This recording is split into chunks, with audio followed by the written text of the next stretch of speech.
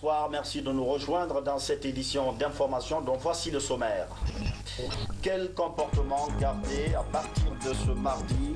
La semaine nationale de la citoyenneté prend fin sur de notes d'espoir, mais le chemin est encore long avant de changer certaines habitudes. Une affluence record devant les stands guinéens à Marrakech, deuxième jour de la COP22. Les images de la végétation guinéenne attirent du monde. On va suivre également dans cette édition un cabinet indépendant pour vérification des chiffres annoncés par les partenaires chinois. L'État veut se rassurer avant la reprise du trafic du Conakry Express. Voilà pour les titres. Madame, Monsieur, bonsoir. Merci de nous rejoindre dans cette édition d'information. La Guinée boucle une semaine pleine d'enseignements et d'espoir, une semaine où chaque Guinéen a fait l'effort de se rappeler qu'il est citoyen d'abord et qu'à ce titre, il doit œuvrer pour la paix, même si certaines habitudes dans la vie dure. C'est l'occasion en tout cas de les améliorer. Ce matin, le professeur Alpha Condé, qui a présidé la clôture de cette semaine, a plaidé pour des attitudes désormais responsables envers la nation. Ibrahima Keita. Démarré le 1er novembre dernier et sur initiative du président de la République, professeur Alpha Condé, la semaine de la citoyenneté et de la paix a pris fin ce mardi sur une note de satisfaction. L'objectif de la semaine était de toucher le plus grand nombre de Guinéens en vue de les éduquer, les sensibiliser sur la culture de la citoyenneté et de la paix. Ainsi, la semaine de la citoyenneté et de la paix a permis de poser les vrais problèmes des droits, des libertés et des devoirs des citoyens guinéens. Étendue sur tout le territoire national, la semaine a permis, à travers des équipes déployées, de toucher des milliers de Guinéens. Et pour marquer cette journée de clôture, les volontaires du service civique d'action et de développement ont, après l'hymne national, gratifié le public de l'hymne de la citoyenneté. Cette semaine a été sanctionnée par l'engagement citoyen de chaque fils et fille de la Guinée. Il y a juste une semaine, quand à la même place, filles et fils de Guinée, actrices et acteurs de la vie sociale et économique de notre pays, nous consacrons une matinée d'engagement individuel et collectif pour donner le signal d'un déploiement auquel nous avons souscrit tous ensemble pour une bataille que nous devons gagner en matière de droit, mais surtout en matière de devoir.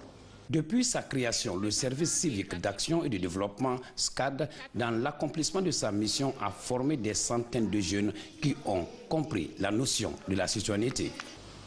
Mon passage au SCAD a tout changé. Peu à peu, je prenais la mesure des mots civisme et citoyenneté. Mon langage commençait à changer. D'abord dans ma famille, mais aussi dans mon quartier, en montrant et démontrant le bien fondé du respect de la loi.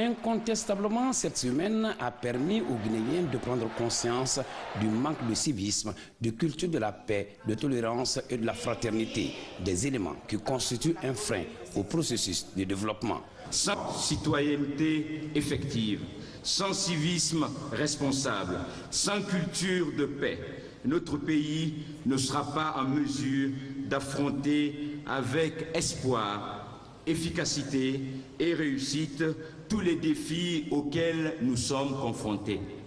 Dans un discours franc, le président de la République, professeur Alpha Condé, a interpellé tous les Guinéens à prendre conscience de l'importance de la pratique de la citoyenneté pour répondre aux besoins de démocratie, de paix et de développement. Professeur Alpha Condé a en outre fustigé le comportement des responsables politiques et économiques du pays. Le civisme, nous pouvons le considérer comme une conséquence logique et pratique de la citoyenneté. C'est un facteur essentiel de notre désir collectif de démocratie, de paix, de développement socio-économique et humain. Au regard de notre histoire et de notre présent, force est de constater que le manque de civisme, de culture de tolérance et de fraternité constitue une problématique cruelle pour l'ensemble de la société guinéenne. Le citoyen guinéen, dans l'exercice de la citoyenneté, a du mal à appréhender ses droits fondamentaux de citoyen et ses devoirs les plus élémentaires à tous les niveaux. Sur le plan économique, la recherche effrénée du gain au détriment du peuple participe à la paupérisation de la destruction du tissu économique.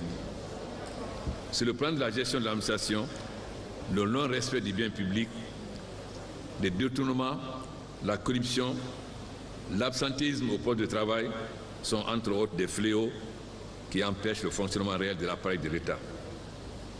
Mesdames, Messieurs, l'initiative d'institutionnaliser la Semaine nationale de la citoyenneté et de la paix vise à faire des Guinéens, hommes, femmes, jeunes et adultes, des acteurs de paix, des acteurs de la démocratie, des acteurs de développement, conditions sine qua non d'un développement harmonieux et durable.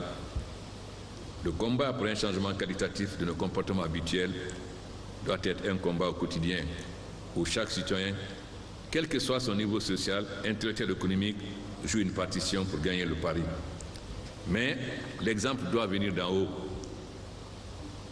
Car si les responsables politiques et économiques ont un comportement citoyen, cela rejaillira sur le peuple afin que chacun ait un comportement citoyen. Vous venez d'écouter ce jeune. Lorsque le président de la République turque est passé ici, il nous a dit que Conakry, ce n'est pas une ville. On vient de faire la démonstration. Personne ne respecte le bien public. On jette les ordures dans les trottoirs, on fait l'occupation sauvage des terrains, on vend les terrains alors qu'on n'a pas le droit, des préfets vendent les terrains, des chefs de quartier vendent les terrains alors que cela est interdit, etc. Donc, le mauvais exemple vient d'en haut. Mais la Guinée a une chance, sa population est jeune. Je félicite les jeunes du SCAC, nous allons venir écouter le témoignage. Nous sommes convaincus que cette jeunesse saura prendre le destin de ce pays en main et sera moins égoïste, plus soucieux des conditions de vie de la population. Car le tard de notre pays, c'est que les dirigeants politiques et économiques n'ont pas pitié du peuple. Ils n'ont que leurs intérêts en vue, les postes et l'argent. Voilà ce qui fait...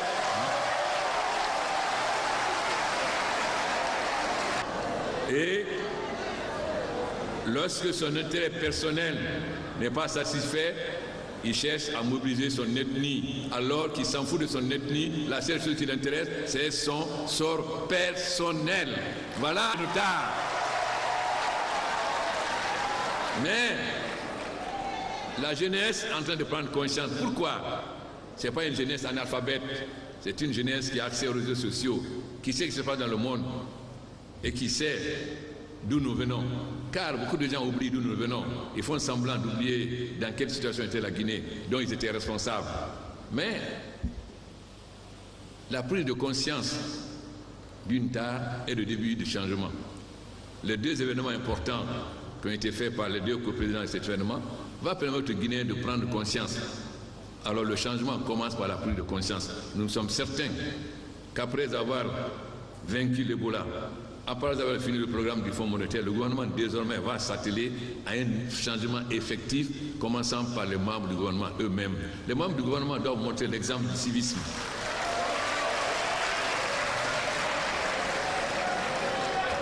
Et cela est valable aussi pour la classe politique. Nous allons veiller désormais à ce qu'effectivement l'impunité ne soit plus la règle en Guinée. Mais tout le monde parle de punir. Mais dès qu'il s'agit de punir quelqu'un qui est proche, on se lève, on va mobiliser ses parents, son ethnie, etc. Donc, si on veut qu'il n'y ait pas d'impunité, il faut accepter que même votre propre frère ou frère soit puni lorsqu'il a commis des fautes.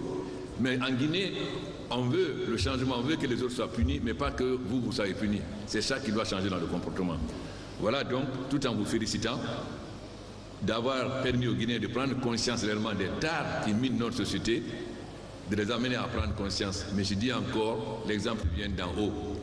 Si nous voulons qu'il y ait un civisme au niveau de la population, alors il faut qu'il y ait un civisme au niveau des dirigeants, qu'ils soient politiques, économiques ou société civile. C'est là le véritable changement qui va commencer. Nous espérons donc que chacun prendra conscience et que nous allons faire en sorte que notre pays, qui est béni de Dieu, parce que nous sommes à la fois un scandale géologique et un scandale agricole, que ce don que Dieu nous a fait puisse profiter à la population guinéenne, surtout aux éléments les plus pauvres. Car si nous ne vaincrons pas la pauvreté et l'injustice, nous aurons le terrorisme. Que Dieu préserve la Guinée du terrorisme. Pour le chef de l'État, le combat pour un changement qualitatif de nos comportements doit être un combat quotidien où chaque citoyen joue sa partition. Cette semaine qui s'achève, mais les organisateurs recommandent la poursuite des comportements civiques. À Conakry, à l'intérieur du pays, assez d'engouement autour des activités inscrites au programme. Et lors de la cérémonie de clôture ce matin, beaucoup d'observateurs ont donné leur appréciation de cette première édition. Ils sont au micro de Makadé Souma.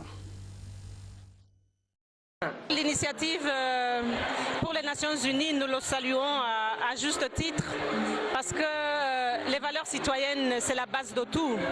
C'est la base du développement, c'est la base de la réconciliation, c'est la base du dialogue. Si on n'a pas les valeurs citoyennes, tout ce qu'on fait n'a pas de sens. Je trouve que c'est une excellente idée et je pense que bon, pour la Guinée, c'est très important pour les citoyens de penser pas seulement la phrase fameuse que vous pensez ne pas à ce que l'État peut faire pour vous, mais à ce que vous pouvez faire pour l'État. Une semaine, c'est purement et simplement pour une manifestation. C'est tous les jours que la citoyenneté doit être apprise à travers les différentes manifestations de la vie sociale. Et ceci ne va pas sans connaître les droits du citoyen. C'est l'observation des droits qui est importante. Bonne initiative, j'espère que ce sera le début, pas la fin d'une semaine, mais le début d'une année et d'un siècle de citoyenneté. Dans l'arrière-pays, cette semaine a été marquée par des actes concrets, rapprochement entre civils et militaires à Farana, les conférences culturelles à Kankan et ce geste à l'abbé, quelques heures passées dans une école primaire avec tout d'abord la montée des couleurs. Mamadou Alpha Baldé, Aziz Baldé et Moussa Bangora.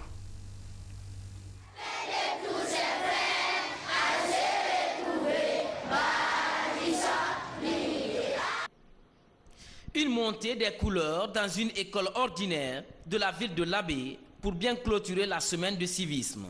À l'occasion de cette première édition, les populations ont renoué avec la culture de la citoyenneté dans les écoles et les espaces publics. Je suis très heureuse des initiateurs de la Semaine nationale de la citoyenneté et j'aimerais que chacun maîtrise son devoir, enseignants, élèves et surtout les autorités avant de réclamer son droit. Moi, j'apprécie très hautement l'instauration de la semaine du civisme et de la citoyenneté. Nous nous occupons des scolaires. Et pour que cela soit pérenne, il faudrait qu'on rappelle quotidiennement, avant de démarrer les cours, et même au Mans, ces principes sacrés, ces normes de comportement. À Kankan, l'événement est marqué par des conférences culturelles dans certains établissements. Une occasion pour les élèves du secondaire et les encadreurs de placer cette semaine sous le signe d'un engagement citoyen au service de la ville. Que chaque ministère, que ce soit le ministère de l'Enseignement supérieur, que ce soit le ministère des Transports, le ministère des Affaires étrangères, chacun là où il est, il doit savoir qu'il doit poser un acte citoyen et chaque jour, partout où il sera et tout ce qu'il est en train de faire, il doit obligatoirement prendre ça en compte. À Farana, la semaine a été marquée par le renforcement des liens entre les citoyens. Tout comme à Kankan et à Labé, les populations ont réalisé une campagne Farana Ville Propre. Cette opération d'assainissement a permis de rapprocher les couches sociales.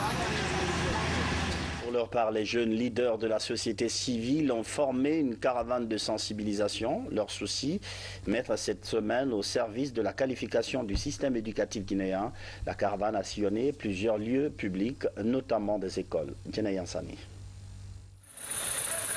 La célébration de la semaine de la citoyenneté et paix mobilise les acteurs de la société civile. Le Parlement des jeunes leaders a lui choisi de mettre l'accent sur la qualification du système éducatif. Une caravane de sensibilisation est organisée à travers Conakry.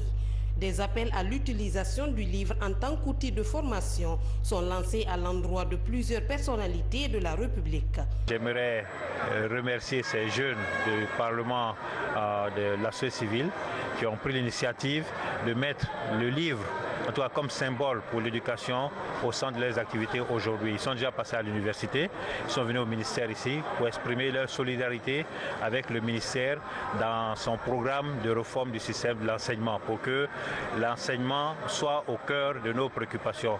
Comme on le dit, le cerveau, la nourriture du cerveau, c'est le livre. Donc le symbole du livre était là pour finaliser la semaine de la citoyenneté. Compte tenu de l'importance de l'éducation dans la vie des citoyens, il est important que l'État fasse cet investissement et qu'il élabore et mette en œuvre des politiques susceptibles de conduire à ces résultats. C'est normal que tous les jeunes de Guinée se mobilisent pour participer à cette semaine de la citoyenneté, rappelant les droits des citoyens et revendiquer haut et fort que ces droits puissent être exercés. Par cette caravane, le Parlement des jeunes de la société civile interpelle l'opinion sur les défis qui s'imposent au système éducatif. Défis qui nécessitent l'implication de tous pour améliorer le système éducatif guinéen. C'est une initiative à soutenir, à encourager. Abdourahmane Baldé connaît aussi bien que moi tous les problèmes qu'il y a dans l'éducation, mais aussi tous les avantages que l'éducation a et ce que l'éducation peut nous permettre d'obtenir comme résultat dans la promotion de la citoyenneté et des droits humains en Guinée. Grâce à ces initiatives novatrices, nous avons toujours réussi à changer les mentalités, à faire passer les messages que nous voulons au niveau de la jeunesse. La caravane a touché plusieurs lieux publics.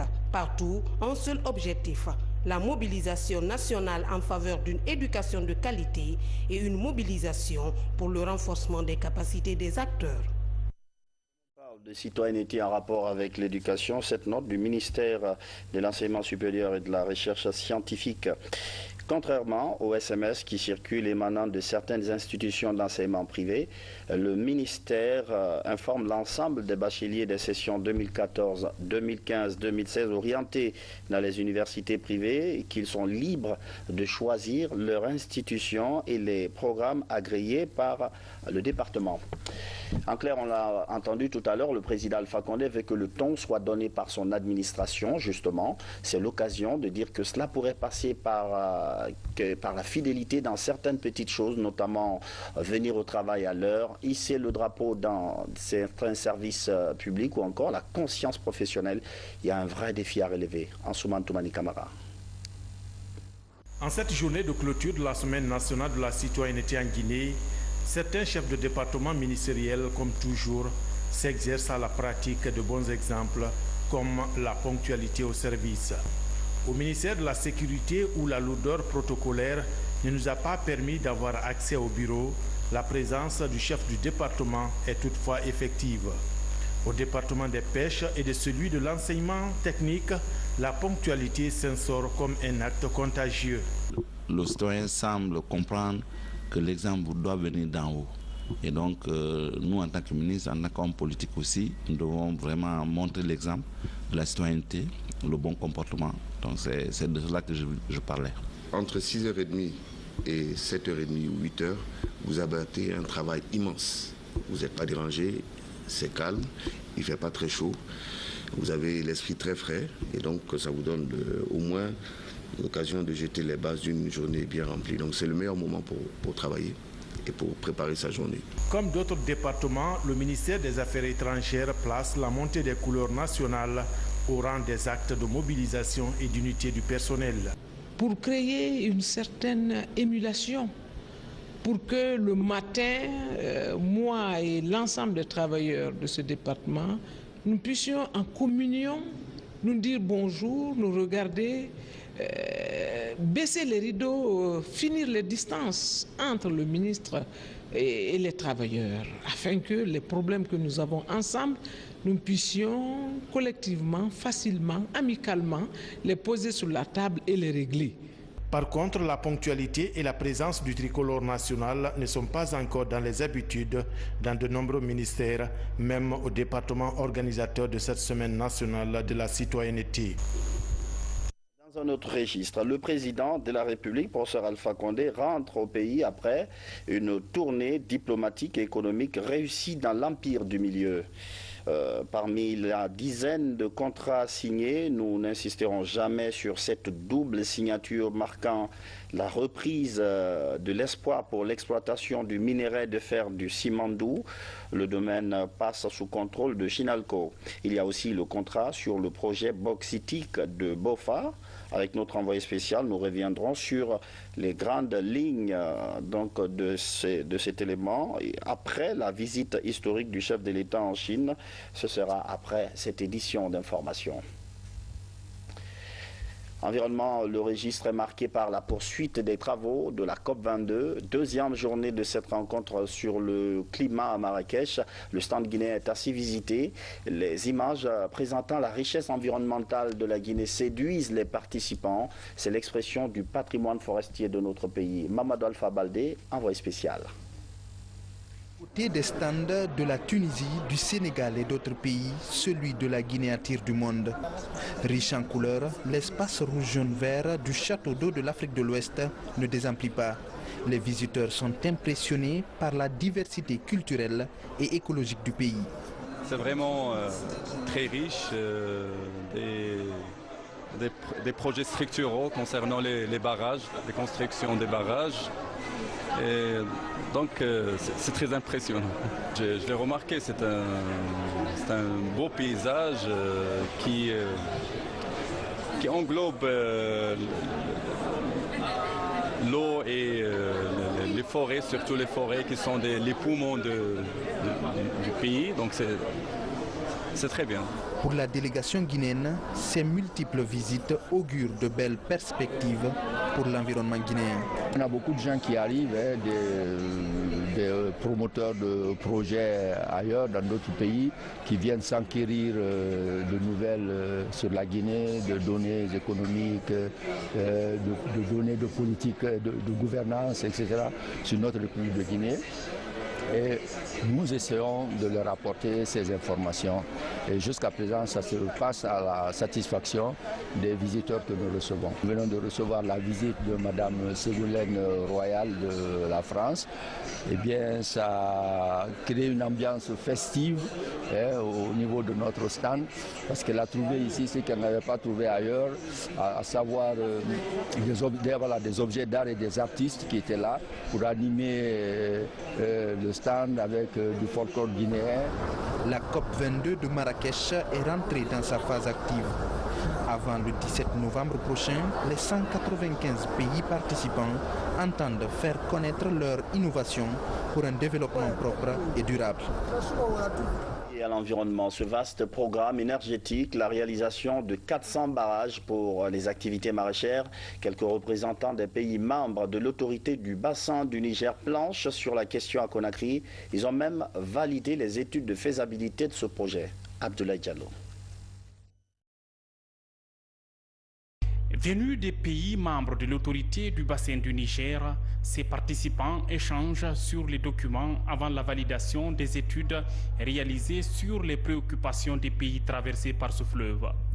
Cette rencontre de Conakry va identifier d'abord les risques climatiques de chaque programme pays et proposer des mesures d'adaptation appropriées.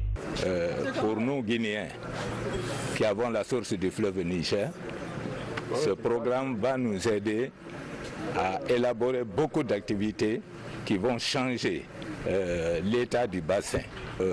Nous pensons avec ce projet, cette vie va changer fondamentalement parce qu'il va y avoir des micro-barrages, il va y avoir des programmes de reforestation. Tout ça va impacter sur le fleuve Niger, les ressources du fleuve et pourquoi pas ceux-là qui exploitent ces ressources. En 2015, dans le souci de réduire les risques d'assèchement, un plan d'investissement est élaboré. Il vise la mise en valeur du potentiel existant pour les générations présentes et futures. La première phase du projet a été terminée. Et ça, c'était presque un projet pilote au niveau des 3 États sahélo-sahéliens où la désertification et l'ensablement est extrêmement poussé, c'est-à-dire au Mali, au Niger et au Burkina Faso. Maintenant, la deuxième phase, le PIDAC, couvre l'ensemble des 9 États membres. Et c'est à ce niveau que chaque État a inscrit dans le programme les actions prioritaires, n'est-ce pas, de lutte contre l'ensablement. Donc il y aura des actions de protection de l'environnement, il y aura également des actions de réalisation des ouvrages de stockage de l'eau, n'est-ce pas, pour permettre le développement certainement de l'irrigation, de l'agriculture et de toute autre activité, n'est-ce pas, où l'usage de l'eau est nécessaire. Ce nouveau projet devrait démarrer en septembre 2017. En plus du traitement, de la protection et de la gestion des milliers d'hectares, le projet prévoit la réalisation de 400 ouvrages hydrauliques dont l'objectif est de mobiliser environ 700 millions de mètres cubes d'eau par an, ce qui est une aubaine pour les riverains du bassin du fleuve Niger. De concertation, Conakry accueille une réunion sous-régionale dans le cadre des travaux publics.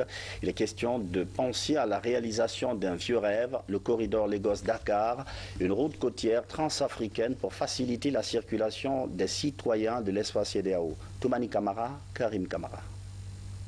Sur cette carte, la bande bleue qui longe la côte ouest africaine représente le corridor Dakar-Lagos. Il s'étale sur plus de 4500 km. C'est une route côtière transafricaine qui doit faciliter l'intégration sous-régionale dans l'espace CEDEAO. Pour accélérer la réalisation de ce corridor, des experts des pays de la CEDEAO et d'autres organisations sont à Conakry pour le cadrage et la sélection des projets. Because we are talking of huge financial resources. Ces projets dont nous parlons ici, ce sont des projets qui font partie du développment des corridors dont nous parlons, c'est-à-dire le corridor qui va de Dakar à Lagos, dont la partie sur laquelle nous nous focalisons maintenant, c'est cette partie qui va de Dakar à Abidjan. Et nous savons bien que le NEPAD, ensemble avec la CEDEAO, vont essayer d'étudier ensemble pour pouvoir donc voir dans quelle mesure ils pourront accompagner ces États dans le développement de ces corridors. La réalisation de ce corridor qui relie les pays de la CEDEAO va constituer un coup d'accélérateur de la croissance des zones traversées. La Guinée, qui a sollicité et accueilli cette rencontre de haut niveau, enregistre des chaînons manquants de liaison sur cette route côtière.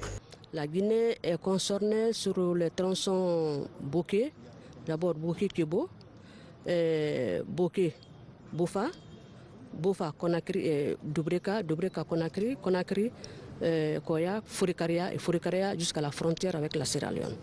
Sur ce axe, nous avons Boké jusqu'à Bofa, jusqu'à Doubreka Conakry est bitumé, mais de Kebo jusqu'à Boké est encore en terre. Donc c'est l'un des points noirs que nous cherchons à corriger pour rendre traficable et atteindre l'objectif visé par le CEDEA à travers ce projet. Le corridor Dakar-Lagos traverse 11 pays. Ces routes sont toutes bitumées dans la plupart des pays.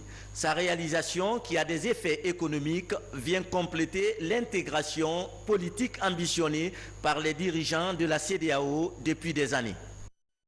Transport ferroviaire, les tractations se poursuivent pour la reprise du trafic du Conakry Express, mais l'État veut s'assurer que les 45 millions de dollars réclamés par les partenaires chinois sont corrects. Un cabinet indépendant a été engagé dans cette affaire. Aboubakar Junior Kamara, sur Udekera. Depuis plus d'un mois, Conakry Express est à l'arrêt.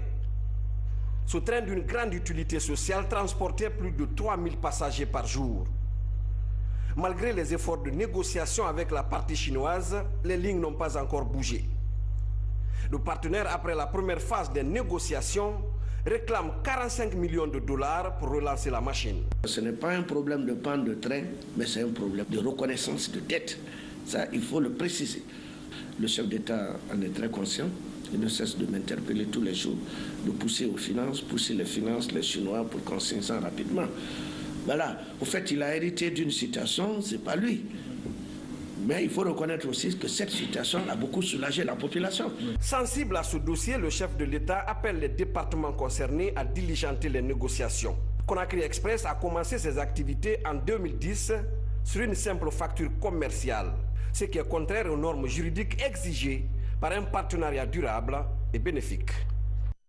34 motos et 5 véhicules offerts au ministère de la Santé, un appui logistique apporté par le groupe catholique Relief Service. Les bénéficiaires sont déjà identifiés. Le Bureau de stratégie de développement et le programme national de lutte contre le paludisme, ceci pour la collecte de données sur le terrain. Adiatou Paris.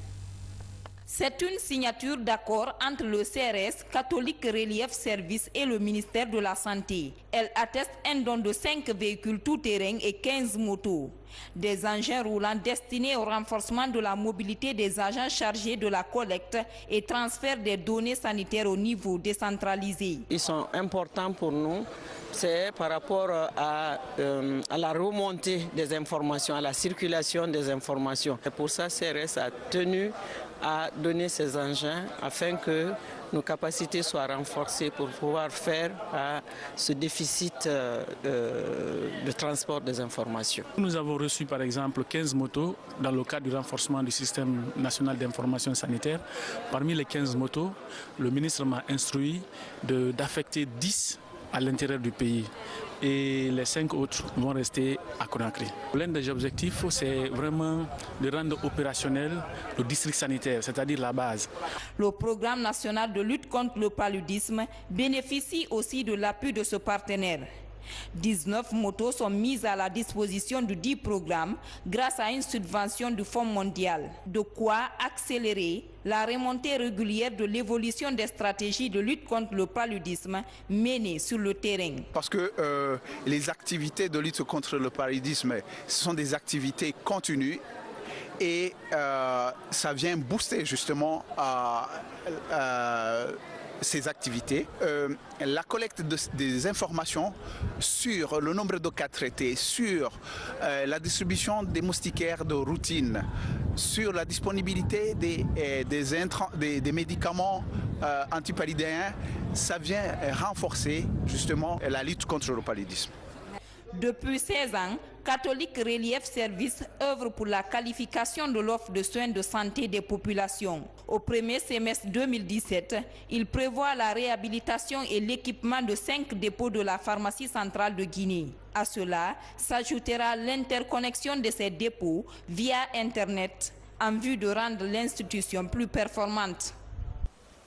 C'est tout pour les infos nationales. On garde un œil bien évidemment sur ce qui se passe aux États-Unis. Cette grande soirée électorale, vous saurez tout dans nos prochaines éditions d'information. Bonsoir.